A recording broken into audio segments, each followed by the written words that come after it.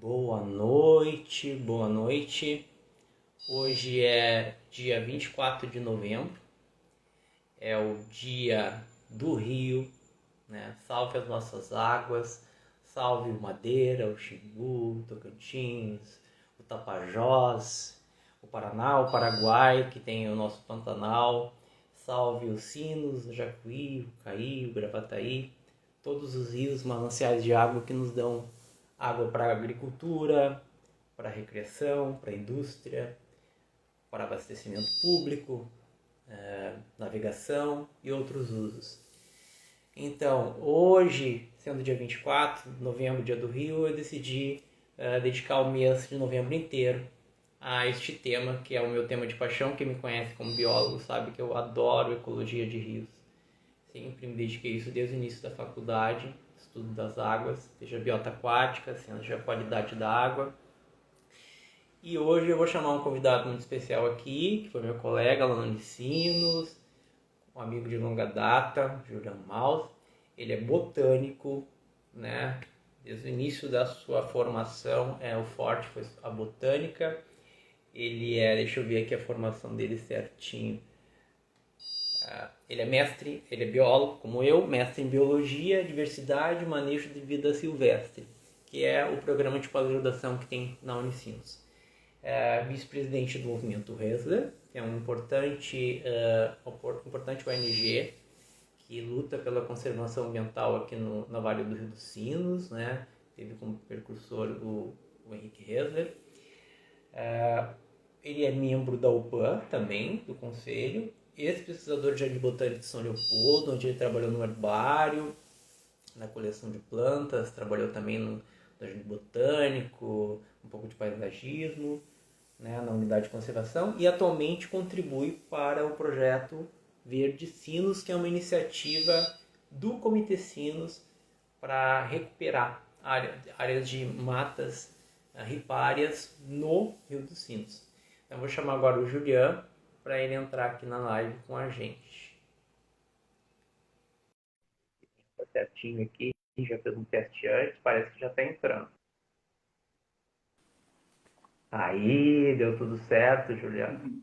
Essa parte de entrar na live sempre é um pouco tensa, né? Sempre. Algumas lives a gente tem que testar várias vezes, dá algum problema, Hoje a live vai ser um pouquinho diferente, né, Juliano? Nós vamos conversar parelho, não vai ser uma entrevista, basicamente, a gente vai falar sobre o tema juntos, né? Seja bem-vindo, Juliano. Obrigado por ter aceito o meu convite. Eu que agradeço, Daniel, né, a oportunidade, né? Quero fazer uma saudação também a todos os que estão já aí conectados, nos assistindo, né? E pelo que eu sei, tu deixa também depois gravado, né, a live durante um tempo, né, Sim, eu deixo sempre disponível, gravado. né? Então também uma E depois, saudação para aqueles que vão nos ouvir, né, eventualmente depois, né? Não estão aqui sim, conosco ao vivo, mas também uma saudação para, né, vocês que vão nos ouvir depois, né? muitas pessoas vêm depois, a gente compartilha no YouTube, pelo Facebook e tudo mais. Eu vi aí que entrou a professora Maria Cristina Del Mansur, tá aí, sempre nos acompanhando. Tatu, tá aqui Victor Jacobos, Daniel Jacobos, eu acho que eu tinha visto aqui também, não? Evanir Santos e Jean. É teu irmão? Sim, meu irmão. Aham. Eu olhei a foto, ele me chamando no Instagram, eu vi que era muito parecido. Aham. Então, hoje a gente vai falar sobre os rios, né? Especialmente sobre as matas ripárias, né? A gente devia até ter colocado no título em primeiro plano matas ripárias. Uma questão conceitual. Matas ripárias, áreas úmidas e os rios, que são o sustentáculo das bacias hidrográficas, né, do rio. Se não tivesse os dois elementos, aí a água vai para o espaço. Primeiro eu vou dar uma introduzida aqui no assunto, né, para a gente seguir. Primeiro eu queria colocar que os rios, né, na verdade, eles nascem em regiões montanhosas, né, ou bem elevadas, geralmente com substrato mais grosseiro, mais rochoso, e eles descem assim, em grande declividade, né, com águas bem correntosas, bem velozes. E depois eles vão entrando numa área mais de menor declividade, são os vales, e depois entra numa planície, né? Durante todo esse percurso, o rio transforma muita paisagem e ele vai levando materiais transportados, né? As pedras, as rochas que estão lá em cima, com tanto rolamento, vão diminuindo de tamanho e formando seixos e cascalhos até a areia que a gente vê lá nas praias. Então, essa areia ela vem rolando, na verdade, a transformação das rochas lá de cima. E conforme o rio vai seguindo o seu percurso, você vai ficar com maior volume d'água, mais largo e menos veloz, né? Vai diminuindo a velocidade. E só uma introduçãozinha aqui para a gente seguir com o assunto das matas ripárias. E o rio, a gente sempre olha para o canal, né, que é a calha onde corre a água, pensando como um canal único, né? Mas na verdade esse canal é o canal leito menor, que a gente chama, onde corre a água, mas esse leito menor está dentro de um leito maior, né? Então a gente tem um leito menor e aqui um menor, onde o rio extravasa e inunda, né? Então é importante a gente saber que tem essa diferenciação. Então é normal inundar áreas, né, maiores de planície, porque aquilo ali faz parte do leito do rio. A gente acha que ele só corre lá naquela calha. Só que o ser humano acaba construindo as cidades ali e acabam sendo sujeitos à inundação. E só para terminar essa introduçãozinha aqui, o que diferencia um rio, a gente chama aqui no sul de arroio, né? Lá mais no sudeste, riacho, córrego, no norte e nordeste tem outros nomes, é que no rio o canal está exposto, não tem cobertura de vegetação. A lâmina d'água está exposta ao sol e a vegetação fica nas margens. Já num córrego, arroio, riacho, esse canal é coberto, é sombreado pela vegetação. Então, se a gente olhar numa imagem de satélite de cima, a gente não vai enxergar o curso d'água, a gente só enxerga aquela faixa de vegetação contínua, e já no rio a gente enxerga o curso d'água aparecendo da água. Essa é a diferença de um córrego, de um arroio, de um riacho para um rio. Então, só para a gente introduzir essa questão, agora a gente vai falar do que seria, né, Juliana, você contribui aí, seria a mata ripária, ciliar e galeria, que isso sempre dá uma confusão, né, conceitual, assim, para a galera. Exato. Existem, né, no caso da floresta que acompanha os cursos da água, né, existem alguns nomes que se aplicam, né, mata de galeria, floresta de galeria, mata ciliar, mata ripária, né, e é uma questão mais conceitual, né, alguns autores consideram todos eles sinônimos e alguns fazem distinções, né. Então, já, como tu falou, já colocou aí, né, a distinção, por exemplo, entre o conceito de rio e arroio, né, onde rio seria aquele trecho do curso da água onde a largura do rio impede, vamos dizer assim, que a vegetação se toque, né, as copas se toquem no topo, né, formando um túnel verde, né. Então o rio que é largo o suficiente para impedir isso, né, então ele recebe o título de rio, né, e os arroios já são onde tem uma largura menor e a vegetação então pode fechar, né. Mais ou menos por esse caminho também se faz a distinção entre floresta de galeria e floresta mata ciliar, né? Então, mata ciliar seria aquela que acompanha os rios, né? Onde elas não se tocam, não fecham o teto do rio, né? O dossel não se toca, né? Assim, né? E a floresta de galeria seria onde então tu tem as margens próximas o suficiente para que as copas das árvores fechem o topo, né? E sombreiem completamente a lâmina da água, né? E alguns autores... Né? Um túnel. É isso, tipo um túnel, né? Para quem está dentro do rio, né, estaria dentro de um túnel verde, né? E o termo mata ripária, alguns usam indistintamente tanto para qualquer uma dessas duas situações, né?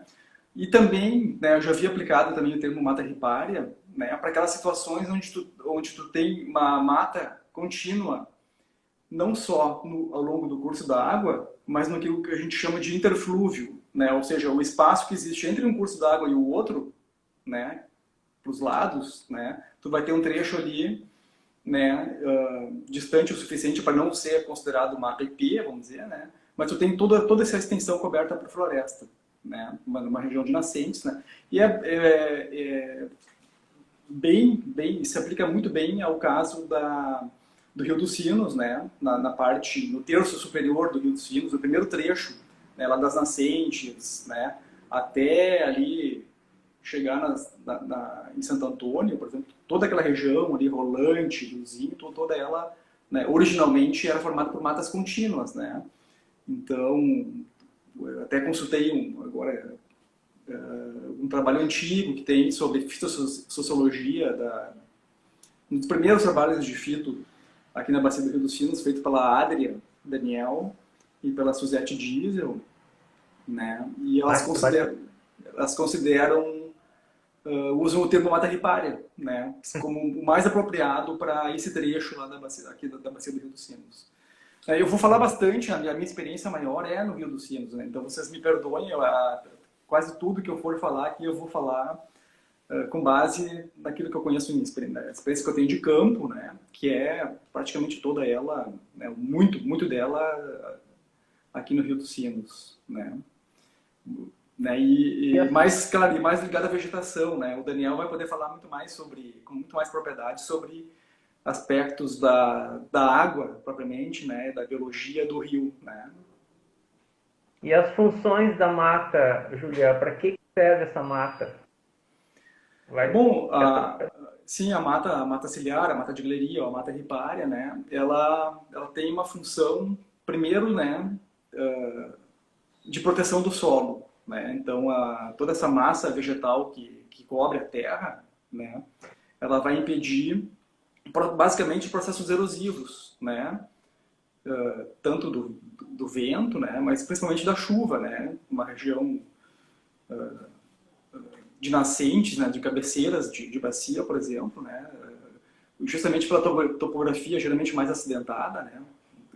Como o pessoal fala, terreno dobrado, né? Esse terreno mais dissecado, né? Tu tem superfícies bem íngremes, né? Então ali o estrago que uma chuva poderia fazer em cima da terra nua é muito grande, né? Então uma primeira função da mata, né, da floresta é fazer esse anteparo para as gotas da chuva, que parece incrível, parece mentira, né? Mas a gota da chuva, o impacto da gota da chuva, ele é capaz, inclusive, de compactar o solo, né? Então, né, seria a proteção. E depois também, né, a floresta, né, bem constituída, ela vai não só fazer esse amortecimento do impacto da chuva, como também vai fazer uma retenção temporária ali, né? Ele vai segurar a água da chuva nas folhas, no tronco. Então essa água vai chegando na superfície do solo com um delay, né? Um tempo, assim, um amortecimento não só da energia, como do tempo também, né? Ela vai vindo devagarinho e vai tendo tempo de infiltrar no solo, né? Isso é importantíssimo, né? Porque a gente sabe, né, que mais recentemente assim se fala muito, né, na capacidade que o solo tem de reservar água, né? Isso é uma coisa que a gente não tinha muita noção um tempo atrás, agora já se fala muito nisso, né? Que o solo, né, dentro de uma bacia hidrográfica, o solo tem um papel importantíssimo de retenção de água, né? E então as florestas propiciam isso basicamente, né? Essa proteção, né? Bom, e tem outras, né? Quando tu tem dentro de uma bacia áreas de lavoura, por exemplo, né? É óbvio que nessas lavouras sempre vai ter um pouquinho de processo erosivo numa chuva, né? Então, se tu não tiver mata ciliar, uma margem, uma APP bem constituída, né? Esse sedimento que vem das lavouras, né? De qualquer outro terreno a descoberto, né? Ele acaba chegando no leito principal do curso da água né, e vai levar essa terra embora, né? Né? Ela gera o assoreamento, né? Eleva a turbidez da água e propriedades, né? Além Exato. de de levar junto o que tem de agrotóxicos, de fertilizante. Exato, também tem esse processo, né? Então, a APP tem essa função também de reter esses sedimentos que eventualmente venha, né, de alguma área a descoberto, né? Se tiver uma APP bem constituída, ele fica retido ali, né? E vai formando. Barreira. Não se perde esse solo assim tão facilmente, né? Isso é uma coisa, eu até comentei esses tempos contigo, né, Daniel? Uma coisa que me impactou muito no tempo de aluno, né, de graduação, na disciplina de Geologia Ambiental com o Henrique Fentzheifer, né? Que ele mostrou, naquela época a gente não tinha Google Earth, né? E ele mostrou uma foto de satélite aqui da Lagoa dos Patos, né? E a desembocadura da Lagoa dos Patos lá embaixo, em Rio Grande, né? Então aparecia o oceano, claro, né, verdinho, né? E no ponto de desembocadura da Lagoa dos Patos uma grande pluma marrom, assim, né? Avermelhada, né? E daí ele estava falando sobre esses processos erosivos e tal, né? Daí ele mostrou, ó, aqui está indo o solo, né? Uma boa parte do solo do Rio Grande do Sul tá aí, ó, né? Tá indo pelo ralo, né? Para o mar, né? Então não é uma coisa, não é um processo desprezível esse da erosão, né? E do carreamento da terra, do solo, né? Do solo para os arroios, né? E literalmente se joga fora esse solo que demora tanto tempo para ser formado, né? Tu falaste nesse assunto, eu me lembrei agora que uma vez eu estive no Rio Ijuí, fazendo uma coleta de bentos, e eles tinham mudado o cultivo deles, não lembro agora que cultura lá, se era soja, o que era, que eles começaram a colocar a palha para forrar o solo, né? O que se faz na permacultura e na cultura orgânica, né? A gente, nas roças, a gente forra o solo com resíduos vegetais para não ficar exposto e a chuva não levar o solo embora, né? E além dos nutrientes, né? Então eles começaram a fazer isso nas lavouras mesmo, em grandes quantidades. Eles cortavam e já deixavam aquela palha ali para juntar, recompor a microbiota do solo e evitar a erosão, porque o rio Juí completamente, a cor muito forte, né? Porque tem um carregamento de solo muito forte por causa das lavouras. Então eles mudaram, através da educação ambiental, esse sistema de cultivo para poder ter menos perda de solo, né? Sim. Então realmente é um impacto muito grande, né? Outra questão também que dá para citar é a questão de filtro, né?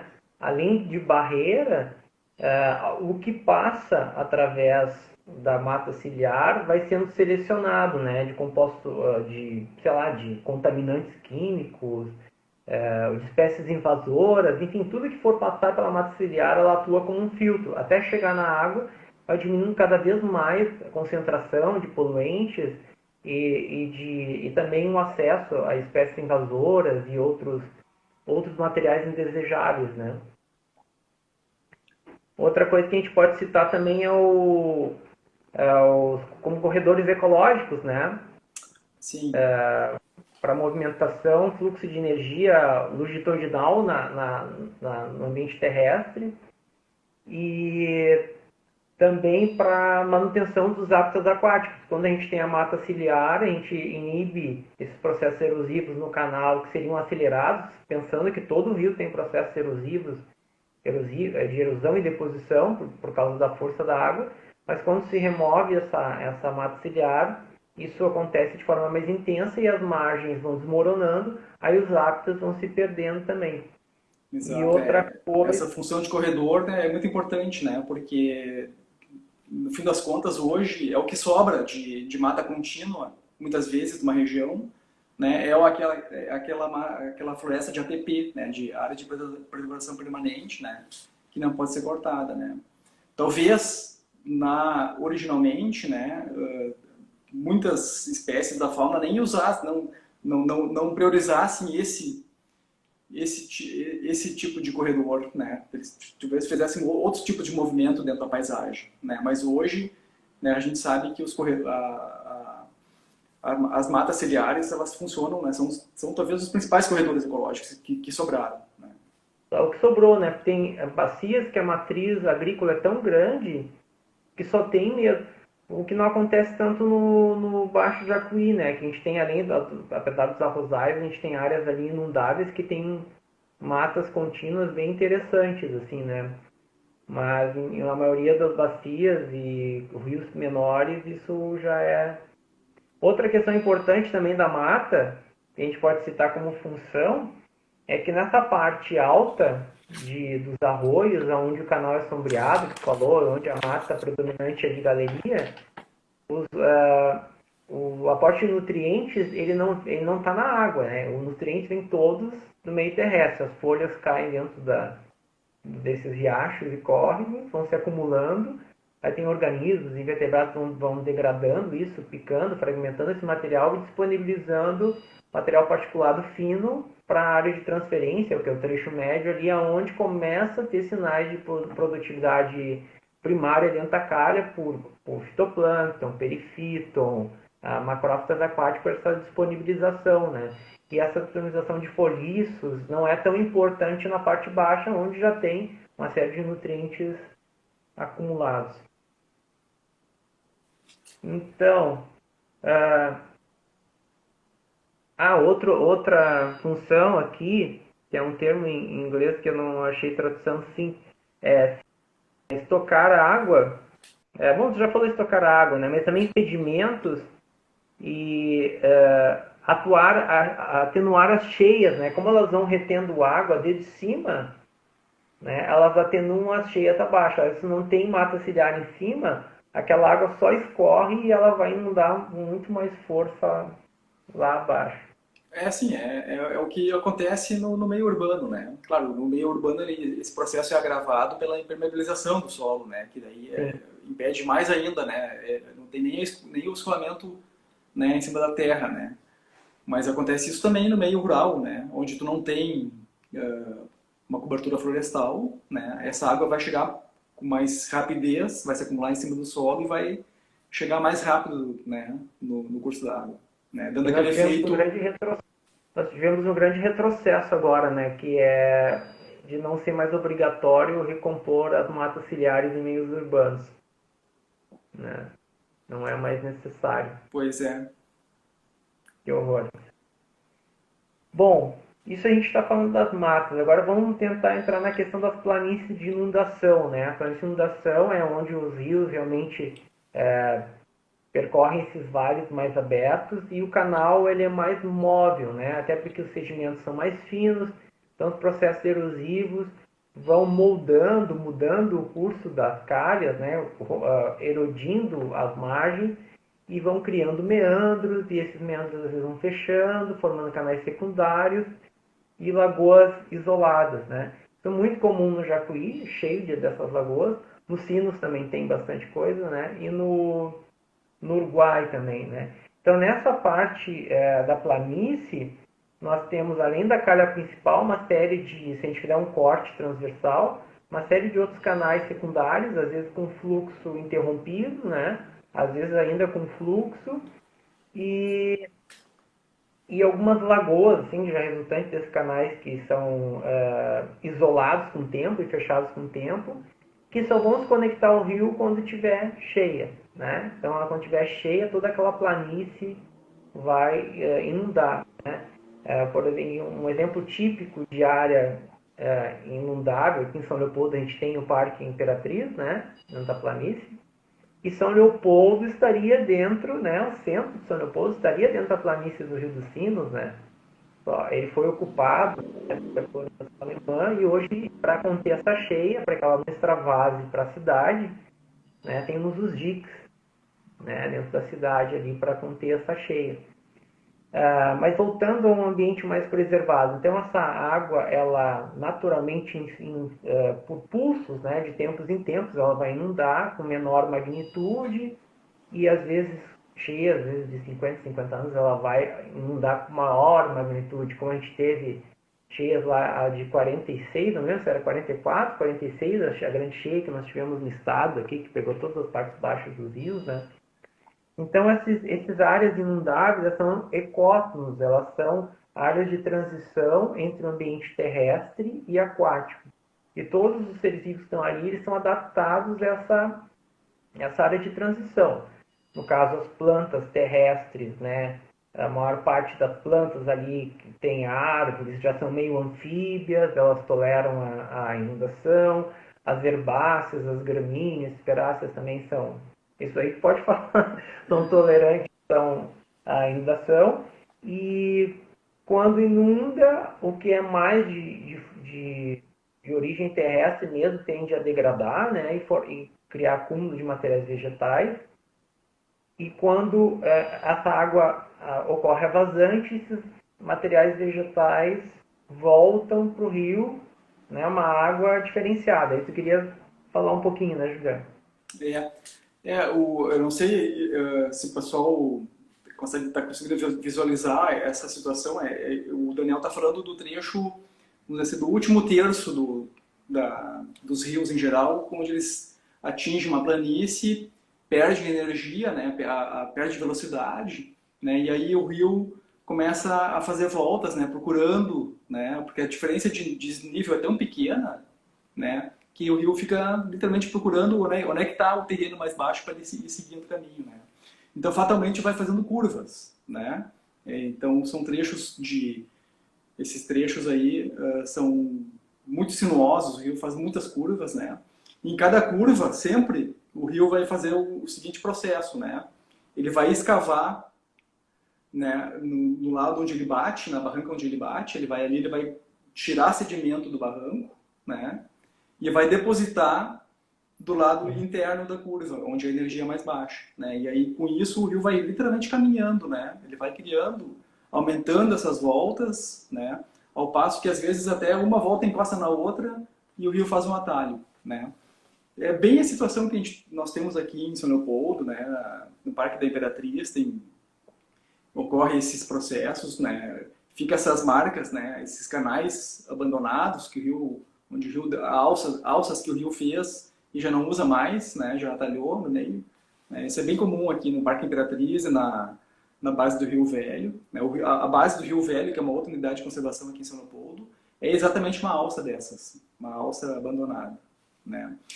E o rio então tá ali dentro que o pessoal aqui, né, os pescadores sempre falam na caixa, né, que é a calha mesmo do rio, né, que é onde ele está sempre fluindo, né, em tempos de vazão normal, vamos dizer assim, né. E aí, como o Daniel falou, em tempos de enchente, né, quando chove muito acima da média, né, ele extravasa dessa caixa e aí vai ocupar um outro leito, né, uma outra caixa maior, vamos dizer assim, né, bem mais larga, né, e que lá, bem mais adiante, lá ele vai encontrar de novo né, uma parede, vamos dizer assim, né, que vai limitar essa é a planície de inundação, né, que, que nós E temos bem típicas interessante aqui. que... Pode falar. Não, pode falar. Interessante que além dessa troca... Ah, mas eu ia falar da água, né? Essa água que Sim. está vazante. Então, então, eu só queria comentar ainda também que nessa planície de inundação maior, né, essa caixa maior do rio, também ali a gente percebe não só pela fisionomia do terreno, que ela é geralmente muito plana, né, perfeitamente plana quase, né, mas também se percebe pela vegetação, porque como é uma região que está sujeita a pulsos periódicos de inundação, não são todas as espécies que suportam esse estresse, né? Então, geralmente ali é uma região onde não tem uma riqueza muito grande de espécies, né?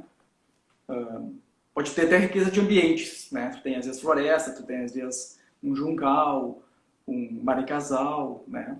Mas em geral, cada comunidade dessas é composta por um número relativamente pequeno de espécies, né? Porque elas são aquelas que conseguem suportar, né? Então, na medida que começa a enriquecer as espécies, né, para fora, em direção, né, nos extremos desse ambiente, tu começa a ver outras espécies que são mais intolerantes, né, à inundação, né? E aí começa a aumentar a riqueza de espécies, né? E isso às vezes até ajuda a gente a saber até onde o rio chega, né? A grápia, por exemplo, é um caso, né? A grápia é uma espécie que se usa muito dentro da fitogeografia para delimitar o que a gente tecnicamente chama de floresta estacional, que é o tipo de floresta que ocorre aqui na bacia do Rio dos Sinos, na maior parte, né? É uma espécie marcadora, vamos dizer assim, né? E ela gosta de fundo de vale, mas ela não suporta esse ambiente de inundação. Então, onde tiver grápea, né, tu sabe que ali dificilmente a água chega, né? Tá no fim Só... do segundo do leito maior. Exatamente, Do né? leito maior. É. Não, mas eu tinha chamado a atenção que tu ia falar, o que eu queria que tu falasse, é a questão de quando a água da vazante, né, a planície está esvaziando, né? Teve a Sim, cheia, a planície encheu, aí depois aquela água volta para cá, ela parou de chover, sim, sim, aí ela volta sim. com uma qualidade É, diferente. é o Esse é um efeito clássico, tratamento. né? É o efeito clássico da a função clássica dos banhados, né? Nessa região de baixa dos rios, né? É receber essa carga de enchente, né? Ela retém essa água, ela se espalha por ali, né? E depois ela vai fluindo de volta, né? Que é o que a gente tecnicamente chama de vazante, né? Quando ela começa a vazar de volta para dentro do rio de novo para realimentar ele, né? Eu comentei com o Daniel esses dias, a gente estava que atualmente eu estou trabalhando no SEMAI, né, na parte de tratamento da água, né? E os operadores, né, de tratamento, eles reconhecem perfeitamente esse tipo de água. Quando ela começa a voltar, o que ocorre quando ela se espalha dentro desse ambiente florestal? Ela vai tomar contato com aquele humus, né? O lodo, o foliço que tem embaixo da floresta, né? E vai dissolver ácidos úmicos, né? E outras, né? E substâncias, né? Que tem ali. Né? Então essa água, quando ela volta para o rio, ela volta diferente, ela vem carregada de nutrientes, né? E com uma acidez diferente também, né? Então, e é uma água muito difícil de tratar, né? Muito de tratar na questão de aspecto, né? A Pô, qualidade, não é uma água perigodicíssimo. contaminada, ela é uma água boa, né? Ela é fácil ela demanda pouco cloro, por exemplo, né? Mas ela é uma água muito difícil de tu clarificar, de tornar ela bonita, né? E é Sim. incrível porque o pessoal, assim, quando começa a chegar essa água no rio, já, né, no tratamento já É se difícil percebe na tornar hora, ela sem, né? sem cheiro, sem cor e sem gosto, né? Que é o que a água É, potável tem que ter, né? E a gente falando de vazante, mas quando tem a cheia também, os peixes que estão na calha, eles entram para a planície, né? Nesses ambientes conectados. E é uma coisa que acontece na Amazônia, de repente até deve acontecer por aqui, né? Em locais onde tem bugios, etc. Na Amazônia, os macacos comem as frutas das árvores e eles deixam cair frutas, restos de frutas e sementes. E os peixes vão acompanhando o caminho dos macacos, né, e vão comendo essas frutas, essas sementes que os macacos largam na água. E mesmo que os peixes não comam, esse material que cai, ele fertiliza a água, que é isso que tu está dizendo, né? O que mais que a gente ia falar? Vazante, cheia, transição, é isso aí. Dessa parte aí, é isso aí. Então, vamos seguir um pouquinho. Aí, então, questão da mata ciliar e da planície de inundação, Juliano, queria que tu falasse das ameaças que a gente tem esses sistemas de vegetação, né? As ameaças que o homem promove, né, para a mata ciliar, para planície de inundação, para áreas inundáveis, áreas úmidas. pois é, tu comentou antes, né, que eu venho trabalhando há algum tempo, assim, junto com o pessoal do Verdicinos, né, e é um projeto que ocorre dentro do Comitê Sinos, né, e que ele derivou lá de um monitoramento que foi feito no Rio dos Sinos há alguns anos atrás, né, coordenado pelo professor Uve, que foi o projeto Mona Lisa, né. O objetivo desse projeto na época foi fazer o levantamento dos cursos da água na bacia, né, para ver quais eram os principais fatores de degradação, né. E o principal fator de degradação foi, né, de longe, foi o lançamento de esgoto doméstico, né? Que é um problema que demanda medidas estruturais, né? Que demanda muito recurso financeiro para resolver, né? A maioria dos municípios estão nesse processo, né, de resolução desse problema, né? Mas aí não era uma coisa que se podia resolver assim tão facilmente, né?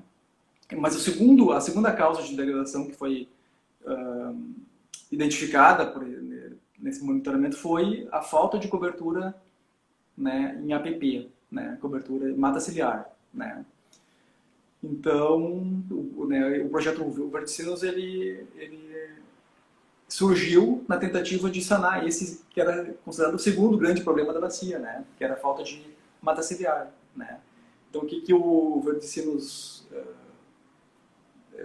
consiste, basicamente, né, consiste em fazer o meio de campo, né, na medida, porque tem muitos proprietários, né, de, de terras, né, que tem a APP descoberta, né, eram a fim de fazer essa recuperação, né, mas não tinham Mas recurso, né. qual é a matriz que está, quais são as atividades humanas que estão diminuindo essa cobertura vegetal na bacia dos Sinos? Cada bacia tem uma característica, né? Algumas bacias, como a da bacia do Camaquã, tem muitas atividades de mineração, né? Sim, A bacia do Jacuí tem muitas lavouras de arroz, né? sim. Tem outras regiões que são outros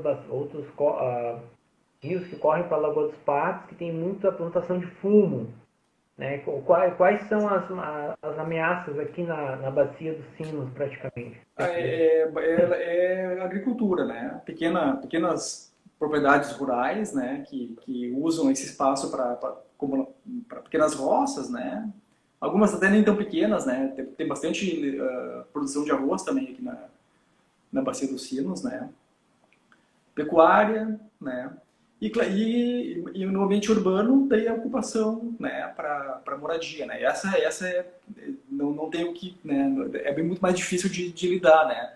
Mas no meio rural, né, nessas onde tu tem propriedades rurais, né, com vocação agrícola, né, ali já é mais fácil de tu chegar no produtor, né, e fazer um trabalho de convencimento dele de que vale a pena recuperar a APP, até para ele não perder, né, a terra dele mesmo, né, porque o rio, a margem a descoberto, ele é muito suscetível à erosão, né, então acontece muito, né, de ir perdendo terra, né, às vezes até problemas de briga, de limite de propriedade, né, porque às vezes se usa um curso d'água como uma divisa natural de uma propriedade,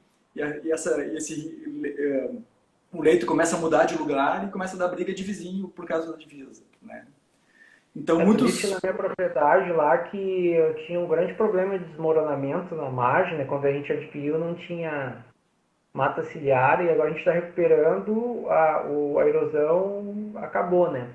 Agora, um grande problema que eu vejo, assim, nós tínhamos propriedades no passado com em dimensões maiores, né? E de gerações para cá, essas pessoas que estavam no campo, elas vão morrendo, né? As pessoas que tinham essa ligação maior com o campo, e elas vão partilhando entre outras pessoas propriedades cada vez menores, né? Às vezes até abaixo do módulo fiscal.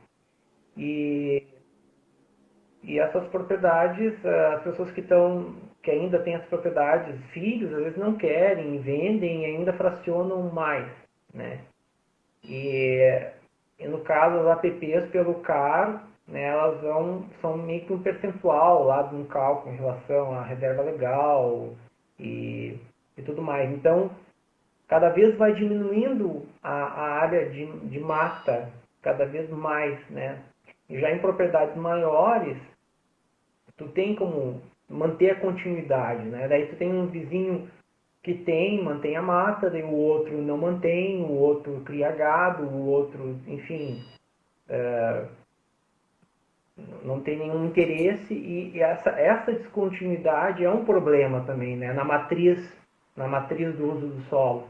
Sim, É um com grande certeza. problema.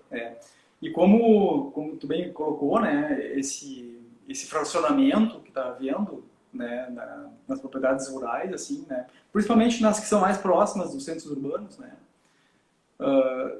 em geral são para as pessoas morarem ou ter um espaço para ir fim de semana, mais para lazer, É um né? sentido do lazer. Né? Então, o que acontece, que também é um outro problema também que eu tenho visto, né? Às vezes o pouco de mata ciliar, mata que ainda resta, às vezes bem constituída, né? O camarada vai lá e, naquele conceito mais urbano, né? Vai e limpa o mato por baixo, né? Acaba com todo o subbosque, né? Para deixar assim, as árvores bem espaçadas. Um conceito mais paisagístico, né? Como se Olha, fosse um parque, se né? duvidar, até varre o chão, sabe? Assim, Né? põe umas cadeirinhas, banquinho, churrasqueira. Então, o que acontece? Isso reduz muito aquele efeito benéfico da floresta, que é justamente favorecer a infiltração, né, da água devagarinho, né, A e filtração, de a barreira, filtrar o de a filtro, barreira, né, e sem né? contar que tu elimina o extrato de regeneração, né. As árvores não são eternas, cada árvore tem, né, algumas espécies duram muitos anos, outras menos, né, mas toda árvore, né, tem o seu ciclo, né, ela vai chegar, vai ficar madura, vai ficar alta, bonita, frondosa, daqui a pouco ela vai começar a fenecer, né, e vai morrer. Se não tiver aquele extrato embaixo, aqueles que a gente chama de subbosque, né, o extrato de regeneração, né, que é formado basicamente por algumas plantas arbustos mesmo, que são do interior de mata, né, mas também por mudas que se originam a partir das sementes das próprias árvores que estão ali em cima, né, e das árvores oriundas de semente que a fauna traz de outros lugares, né, e aí se empolera na floresta, né, e vai disseminando essas sementes, né, e vai promovendo essa mistura, vamos dizer assim, né, de espécies, vai aumentando a riqueza, né, de espécies dentro de um contexto maior, né. Então, essa prática de limpar o mato por baixo, né, é a condenação de que aquele mato não vai ter sequência, né? Na medida que as árvores grandes forem morrendo, né, Sim. não vai ter nada para substituir, vai virando gramado, né? Então, Me com o lembrei de tempo outra coisa. vai eliminar a margem, né? Me lembrei de um outro fato que eu constatei em campo. Eu fui a campo, cidade, acho que de Estrela Velha, não me lembro mais. Não sei se, acho que é Bacia do Juí. E tinha uma região até que era a plantação de trigo, a matriz, e depois tinha uma mata até, tinha um declive, ela ficava bem encaixadinha ali do rio. E teve uma tempestade muito forte lá e estelhou, que era uma área muito aberta em cima, né? Estelhou fazenda, era uma fazenda muito grande, tinha galpões, campos de leite, tudo foi destelhado. E quando nós chegamos na mata, e era uma mata fechada, não é uma mata aberta como tu estás aí relatando, né? Onde foi tirado subbosque, foi varrido e tal. Era uma mata muito fechada, com árvores enormes. E várias árvores estavam no chão, mas árvores gigantescas. E nós tínhamos que chegar até o rio, a gente foi naquela mata caminhando, né, com dificuldade, já era uma mata fechada, declivosa, e ainda tendo que passar por cima das árvores caídas, né.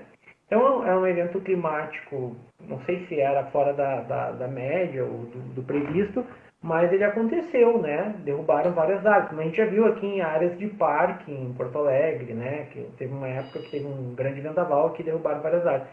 Imagina uma APP tão frágil assim, né, sem subbosque, com as árvores com as suas raízes expostas, sem nenhum tipo de proteção.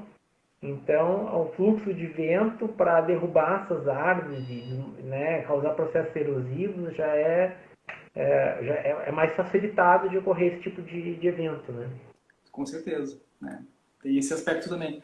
Agora sim, Daniel, também tem um outro lado, né? Que eu vou fazer uma ponderação desse processo, né? Esses tempos, já faz alguns anos já, né? Eu vi uma sequência de slides, né? Ainda foi com o Paulo Saul, ele estava com uns slides que eram do Nosso Claudinho. professor de educação ambiental.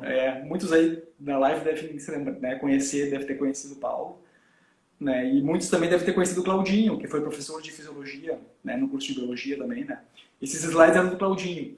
E eram slides que tinham sido feitos na década de 60, início dos anos 60, final de 50 e início de 60, né? Aqui da Encosta da Serra, né? E me chamou a atenção, e o Paulo também chamou a atenção para isso, né? Que praticamente não tinha floresta, né? Porque naquele tempo ainda tínhamos uma população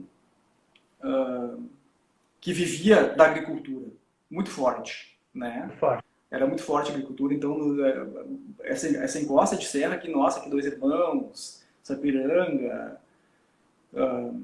Igrejinha, Dos Coroas, tudo isso aí, toda essa encosta aí, né? Rolante, né?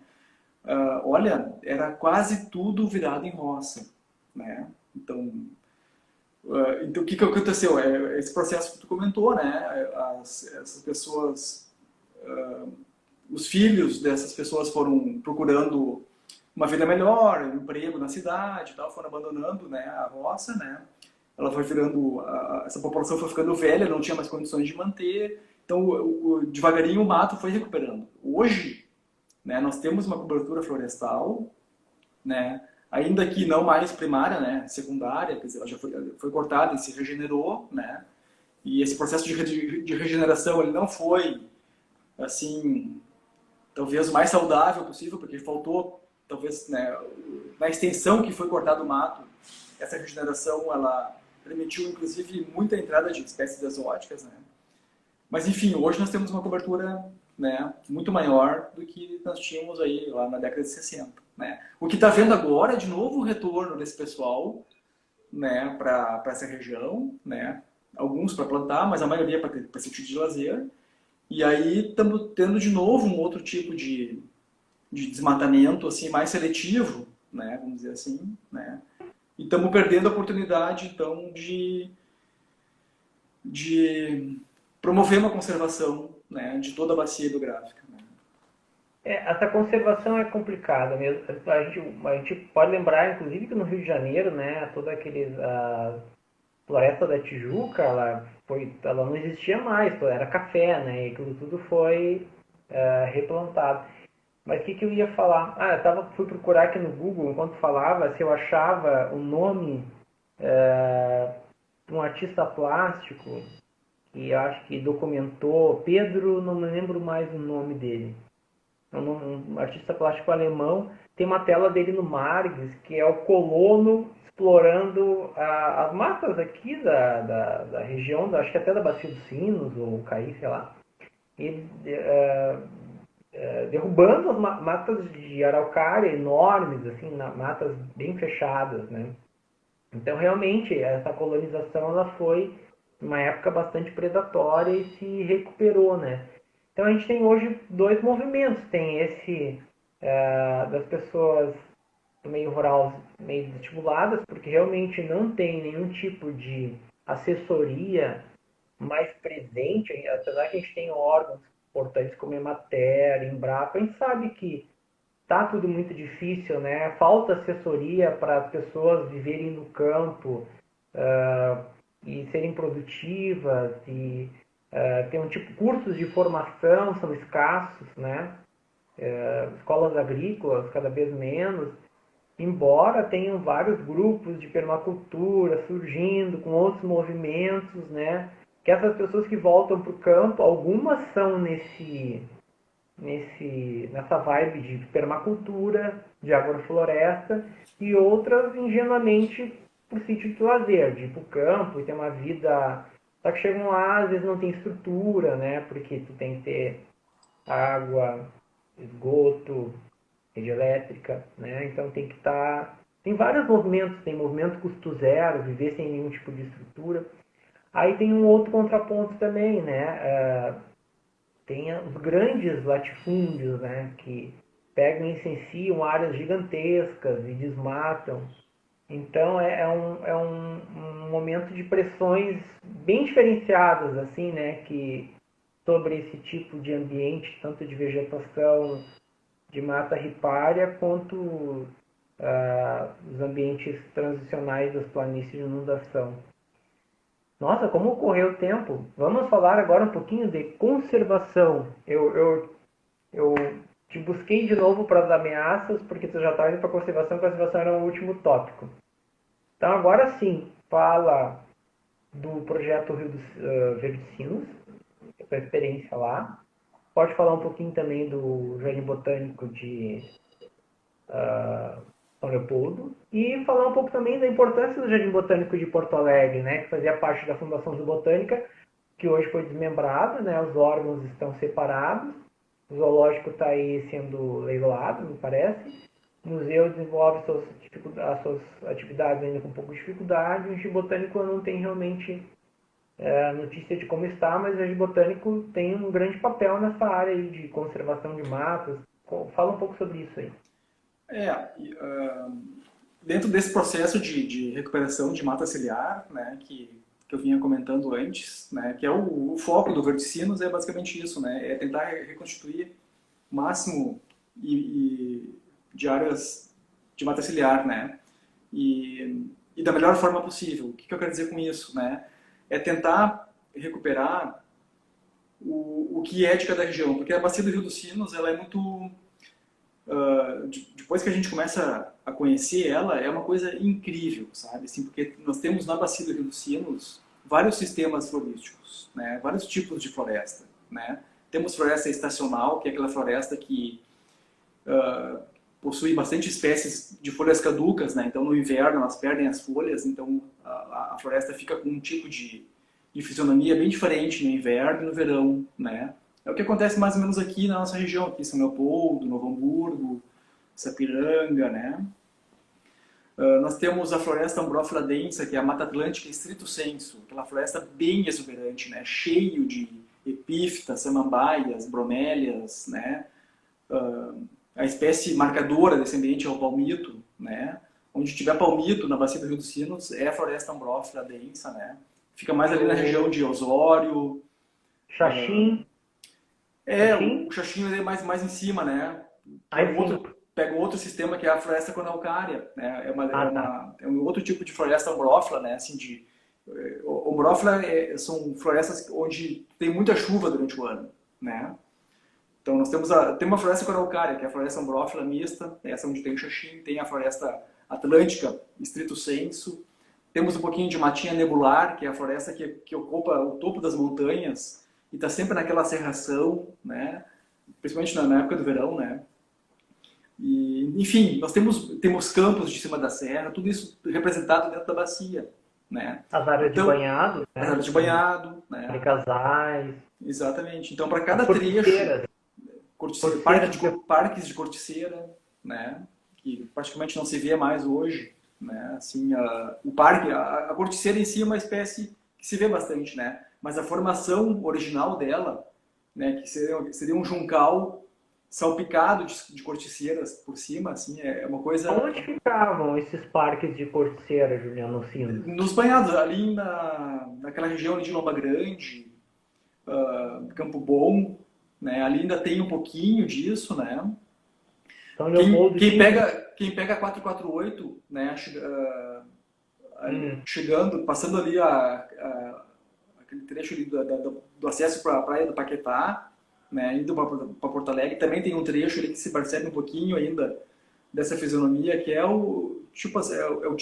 aquela tiririca, né, uma ciperácea formando a matriz, né, um aspecto de juncal, assim, né, e ali no meio, então, espalhadas as corticeiras. Isso é um parque de corticeira, né. Parque, quando se fala em botânica, é um tipo de formação, né, quando tu tem, por exemplo, um gramado, né, com algumas arvorezinhas espalhadas por cima, né? Isso é um parque, né? E isso ocorre naturalmente, né? Como o Parque do Espenilho lá em Quaraí, né? E assim, então, é o parque de corticeiras nos banhados, né? Então, para cada trecho do Rio dos Sinos, tu vai ter um tipo de floresta, né? Não dá para pegar uma receita e aplicar para toda a bacia. Ah, tu tem mata ciliar, tu tem trecho de mata ciliar a descoberto, tu tem que plantar. Ah, planta esse coquetel aqui. Né? Não é assim que funciona. Né? Para cada região seria interessante tu ter uma composição de espécies que respeitasse Porque elas a, têm funções, né? Elas têm funções em cada trecho. né? Porque são as espécies que vão estar mais adaptadas àquele local, né? E para tu recuperar também a fisionomia original daquela floresta, né? Que é uma coisa legal também, né? Depois que tu começa a entender um pouquinho talvez assim para o leigo, né? Eu fico pensando assim, antes de eu fazer biologia, talvez eu não percebesse isso, né? Para mim, todo tipo de floresta é igual, né? Tudo bem, é um tipo de percepção e é válido, eu acho, né, interessante. E é importante também que é melhor tu ter um tipo qualquer de floresta do que não ter nada, né? Mas depois que tu começa a estudar, a entender, né, a beleza que é a composição das espécies de cada lugar, né? Tu começa a dar mais valor para isso, né? Por exemplo, né, o que eu quero dizer com beleza? Aqui a bacia do Rio dos Sinos, ela está num corredor que, em flutuações climáticas passadas, né, porque o clima, assim como a gente está hoje experimentando as mudanças climáticas causadas pelo homem, no passado geológico nós experimentamos outras mudanças climáticas naturais, vamos dizer assim, do planeta, né? E nessas mudanças climáticas do passado, aqui na bacia do Rio dos Sinos, houve vários movimentos, né? Uma hora a floresta atlântica entrava mais para o sul, avançava mais para o interior né? Vinha mais para baixo aqui no Rio Grande do Sul. Horas ela se retraía e avançava a floresta estacional. E esse movimento, sabe, a floresta araucária às vezes ficava confinada lá em cima, às vezes descia, né? Tanto é que lá perto onde tu tem teu sítio lá, né, em Glorinha, né? Lá é uma região, por exemplo, tem alguns núcleozinhos de floresta araucária, dessas flutuações antigas. Então, esses sistemas florísticos andaram por aqui, para lá e para cá, se misturaram, né? E finalmente se acomodaram, né? Dentro das condições climáticas que vigoram hoje, né? Cada um está no seu lugar. Então, na medida que tu percorre a bacia dos Sinos e começa a reconhecer isso, né? Tu começa a ter noção do que se passou ali no passado geológico, né? Sim. Então, é bem... claro... Mas essa coisa da função, eu insisto, né? Porque as pessoas... quando a gente fala assim, fisionomia e tal, espécies, a gente ama. Mas a maior parte das pessoas não entende. Esses aí são loucos, só estão preocupados com plantinha e bichinho. E eu sempre gosto de chamar a atenção para as funções, né?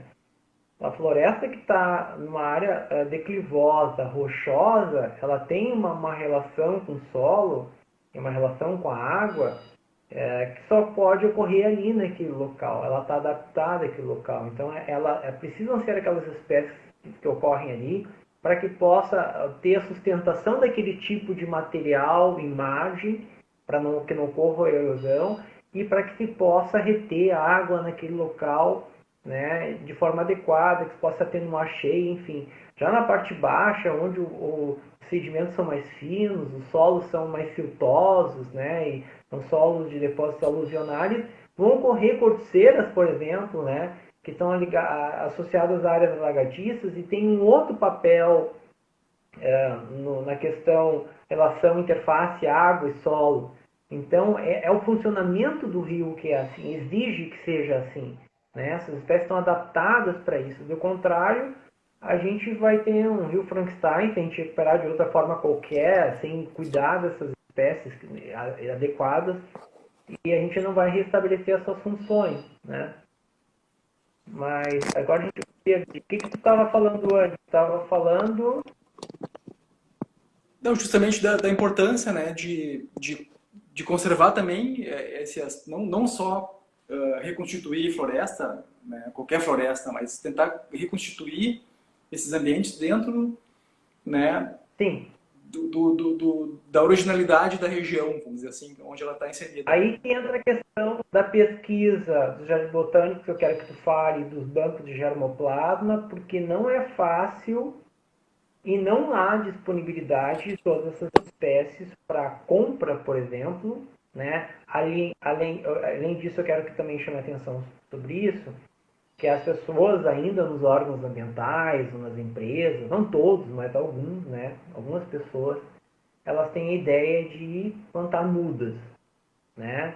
E elas têm a ideia de que todas as mudas existem para comercialização. Isso não existe. E por que não existe? Né? Por que é difícil cultivar? Comenta sobre isso, da questão do jardim botânico, dos bancos de germoplasma.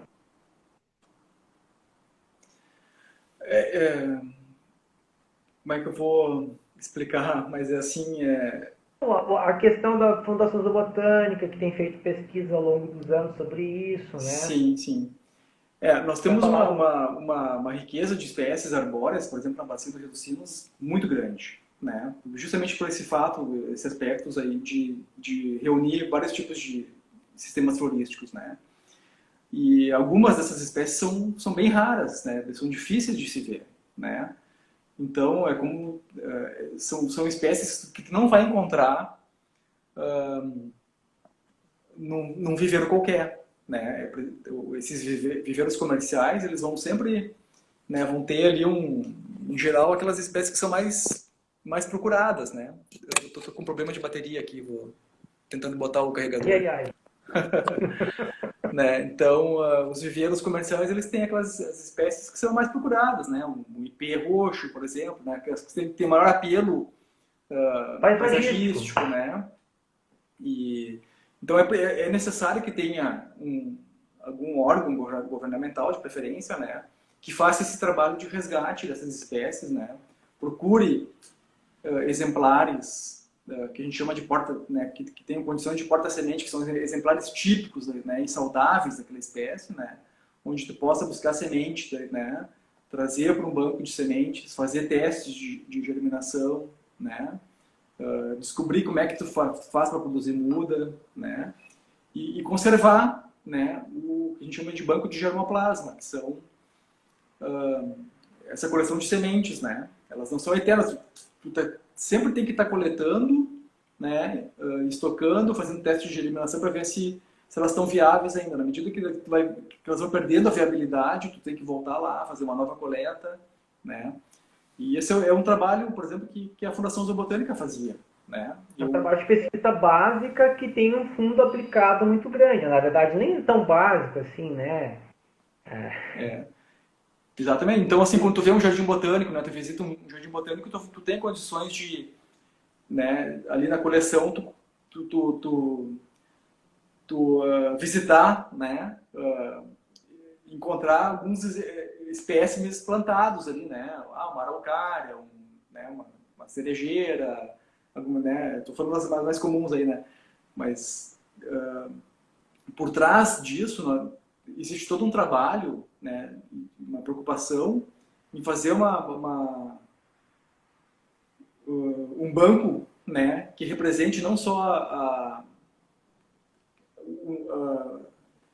um espécime, né, mas tu tem ali um banco, né, de germoplasma mesmo, tu tem ali representado o pool genético, né, de vários indivíduos daquela espécie. Não adianta tu ter as sementes de um exemplar de corticeira, né? Tu tem que ter de vários na região, né? Ter problemas com doenças, né? E perder, ter clones, de repente, sei lá, tu vai perder por doenças, ou pragas, enfim. Exato, né? Então assim, o jardim botânico, né? Alguém pode argumentar, mas o jardim botânico está lá, né? Tá, mas tá lá, mas aquelas árvores que estão lá é um indivíduo, 2, 3 no máximo, né, de cada espécie que estão ali representados, né. Isso é muito bonito, é bonito e é interessante que as pessoas tenham isso para visitar, né. Mas o trabalho mesmo, né, que dá lastro para um jardim botânico é esse trabalho que não aparece, né. É tu saber onde é que estão essas árvores na sua condição original lá na natureza, né. Onde tu pode ir lá de vez em quando buscar sementes para fazer novas mudas, para reintroduzir. São as áreas fontes, né? Exato. Né? E essa questão da germinação é complexa porque cada semente tem uma dormência, né? Tem umas que tem que, para poder germinar, tem que quebrar a dormência dela, né? Que elas ficam no solo lá dormentes por um certo período, até Sim, que arranja uma situação ótima para germinar. Então tem que para cultivar, tem que quebrar essa dormência, daí tem N métodos e tem que descobrir qual é a forma de quebrar a dormência de cada planta, né? exatamente, né? Isso é um processo bem complicado, né? E o inverso também, né, Daniel? Tem sementes que tu tem que coletar e plantar imediatamente, senão ela Imediatamente, né, não germina, né? porque ela não tem proteção, né? Não tem Exato. esse É. inibidor, né? E qual a diferença do projeto Verticinos tem viveiro? Não, tem alguns municípios, né, algumas escolas, né, criaram alguns viveiros assim meio experimental, assim, né. Então, eu sei que em Sapiranga tem, né, o Centro de Educação Ambiental lá tem um viveiro que produz mudas. Em Portão tem, se eu não me engano, né, Novo Hamburgo também, ali em Lomba Grande.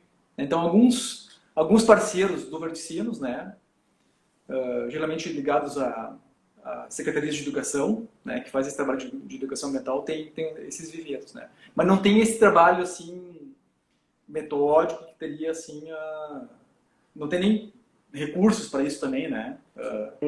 Que é nos moldes da Fundação Botânica, não. Eu Sim. desconheço no Rio Grande do Sul, desconheço outra instituição que faça esse trabalho, né.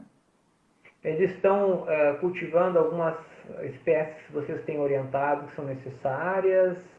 Ou o que ocorre na bacia dos Rio dos Sinos? Tem algum tipo de resgate de sementes? Como é que é? Não, em geral, esses viveiros são mais voltados para a questão de arborização urbana, né? Então, aí Tá. aí é um grupo bem mais eclético, né, de, de espécies, né, mais voltados para a arborização urbana, que daí é né, outro viés, né? Sim. Uma coisa que é interessante na recuperação de matas ciliares, né, assim, quando tu não tem condições de ter mudas daquele ambiente original, né, é fazer esse plantio com espécies pioneiras, que a gente chama, né, que são as primeiras espécies que aparecem quando tu abandona um terreno, né. Um caso clássico na parte baixa da bacia é o maricá, né. Se tu abandonar um terreno cultivado aqui em São Leopoldo, Nova Santa Rita, Novo Hamburgo, na parte mais baixa, assim, né? Em geral, a primeira árvorezinha que vai aparecer é o maricá, né? Ele vai ter aquela função de sombrear o local, né? Com as raízes ele vai reafofar o solo, né? Vai servir de puleiro, né? Para os passarinhos e tal, né? E são árvores, essas espécies pioneiras são árvores que têm uma longevidade curta, né? Duram aí 10 anos, 15 anos, né? Então, na medida que elas vão morrendo, elas já criaram condições embaixo delas, né? Já criaram todo um extrato de regeneração, né? Com outras espécies que vão dar sequência, né? E aí essas espécies daí são as mais adaptadas, são as que estão na proximidade, que os passarinhos trouxeram, os outros bichos trouxeram, né? O vento trouxe, né? Então é uma forma Aqueles também de vassourões também, que espécies são aqueles vassourões que dão assim. as vassouras são também bem pioneiras, né? Ah, no trecho médio do Rio dos Sinos tem uma pata de vaca nativa nossa aqui, que também é bem pioneira, né? E na região da Serra tem a Paracatinga. Então cada região tem a sua espécie pioneira, né? Então um método também que você pode usar para recuperar essas áreas, né? O Padre Clemente, que tu deve ter conhecido também, né? Nosso professor da Unicinos, ele advogava em nome da cássia negra, né? Porque a cássia negra, apesar de ser uma espécie exótica, ela tem esse comportamento de espécie pioneira, né? É uma espécie que tu consegue facilmente comprar em viveiro, né? Ela cresce rapidamente, é uma leguminosa, né? Ela ajuda a nitrogenar o solo, né? E tem uma longevidade curta também dura aí uns 10, 15 anos, né? Tem exatamente o mesmo papel de uma pioneira nativa. Ela poderia muito bem ser usada para recuperar áreas degradadas e tanto em mata ciliar, né, na condição de APP, quanto fora da APP, né? Até para finalizar, que a gente já está com o nosso tempo terminando, né? Eu queria trazer alguns conceitos aqui que às vezes são muito aplicados em projetos assim, de forma equivocada. Não estou dizendo que os projetos de vocês não é isso. Mas, por exemplo, a restauração, na verdade, como a gente fala em restauração na arquitetura de móveis, reconstituir, né, todos aqueles traços originais de um móvel, de uma obra de arte. No ecossistema é a mesma coisa, né? Então, tu reconstitui as espécies, a composição e todas as funções, né? Então, isso é um projeto de restauração, que é isso que você estava falando ali se a gente tivesse um banco de germoplasma, sempre coletando, estudando, buscando ter viveiros, né, variabilidade genética, estudando as funções, reconstituindo as fisionomias. Aí a gente tem um projeto de restauração ecológica. A reabilitação, ela vai no mesmo caminho, mas ela não é tão eficiente quanto a restauração, né? Tu reabilita algumas funções chaves, mas tu não consegue reabilitar todas as funções, né? E uma pessoa, às vezes, sofre um acidente, né? Mandou trazer essa analogia. E ela faz fisioterapia para reabilitar a fala, o caminhar, etc. Ela reabilita as funções, às vezes talvez não fica perfeito como era saudável antes de um acidente, por exemplo. Esse é um processo de reabilitação nos ecossistemas. E a recuperação, ela é, na verdade, tu trazer uma nova funcionalidade, né? Então, por exemplo, pode recuperar alguma área com espécies exóticas, mas tu vai trazer um novo uso para aquela área, né? De repente tu vai só conter erosão, tu vai ter um uso paisagístico, para lazer, mas tu não vai trazer um ecossistema de volta. Então isso é importante às vezes a gente discutir, e nem sempre a gente tem condições financeiras dentro de um município, com prefeituras, né? De poder chegar a uma restauração, né? Sim. Ou mesmo uma reabilitação. Sim. Aí tu chega numa recuperação. Então, algumas espécies exóticas se valem para isso, ou elas podem ter uma fase depois ser suprimidas, né? E como tu está falando, para vai depender um pouco, preparar um terreno. Vai depender um pouco também da situação, né? Se tu está numa área mais urbana, né? Tu tem situações dentro da área urbana que às vezes precisam, né, de uma recomposição, né? Então ali tu pode lançar mão de algumas espécies exóticas eventualmente, porque dificilmente tu vai dentro de uma área urbana tu vai conseguir ter um ecossistema de novo restaurado, né? Agora, se tu está lidando nas proximidades de uma unidade de conservação, né, ou num ambiente ainda que, né, bastante natural ainda, né, aí talvez valha a pena, né, lançar mão de um projeto de restauração, né.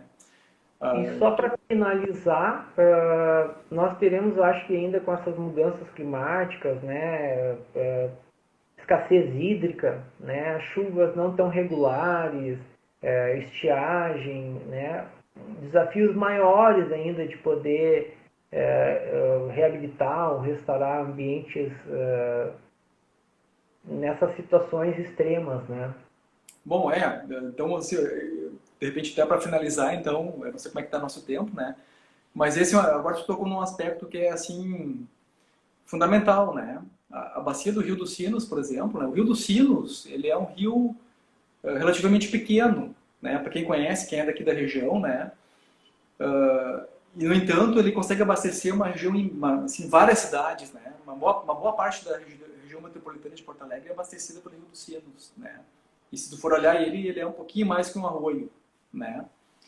E com as mudanças climáticas, né, a tendência é ele cada vez mais sofrer, né, principalmente na época do verão, né, essa escassez, né? E justamente no verão, né, o que salva a lavoura aqui, né, do Rio dos Sinos no verão, né, no meu entender, na experiência das andanças que eu tenho aí pela bacia, né, é esse processo de chuva orográfica, quer dizer, essa chuva que vem da umidade do mar, do oceano, que sobe lá nas encostas de Osório, Capão, mais ou menos, que são as nascentes do Rio dos Sinos, né? Essa umidade que vem do mar no verão, sobe as encostas, condensa e forma aquele nevoeiro, né? Quando a gente passa na freeway ali e olha para a Serra Geral, né? No verão, sempre tem aquela borda toda ela nublada, né? Esse efeito aí é o que salva a lavoura do Rio dos Sinos aí no verão, né? Se não fosse... Então, e ele é totalmente dependente da presença de floresta, né? Porque essa umidade sobe, condensa, e se não fosse a floresta servir de anteparo, de armadilha para essa umidade ia passar. A gente disse que vai finalizar e não termina. A gente passou 15 minutos, mas eu me lembrei de um assunto que tu não tocaste, a gente falou antes, que quero que tu fale rapidamente, mais rápido mesmo, e daí a gente já se perde. As turfeiras, Juliano. As turfeiras. Sim, nós comentamos isso, né? O Rio dos Sinos, né? E também, não só o Rio dos Sinos, mas o Rio Caí e o Rio Antas, Taquari, né? Eles nascem todos eles muito próximos ali em São Chico, em São Francisco de Paula, né? Nos campos de cima da serra, né? Anel de nascente. E todas essas três bacias, as principais nascentes, né? Desses rios aí se formam nas turfeiras, que são, vamos dizer assim, a grosso modo, né? Para quem não conhece, depressões que tem entre as coxilhas, né? Numa região onde tu tem o solo muito raso, a rocha é muito próxima da superfície, né? Nessas baixadas das coxilhas forma realmente umas bacias, assim, né? Que coletam essa umidade que vem do oceano ali, né? E da chuva, né? E formam os primeiros cursos da água que vão alimentar as nascentes, as verdadeiras nascentes desses rios aí, Sinos, Caí, Taquari e Antas, né? E por uma mudança da vocação agrícola dessa região, que até pouco tempo atrás era pecuária, né? E essas surfeiras permaneciam praticamente intactas nesse sistema, né? Está havendo agora uma mudança de vocação e o pessoal está começando a usar aqueles campos como lavoura, né? Para produção de batata, repolho, né?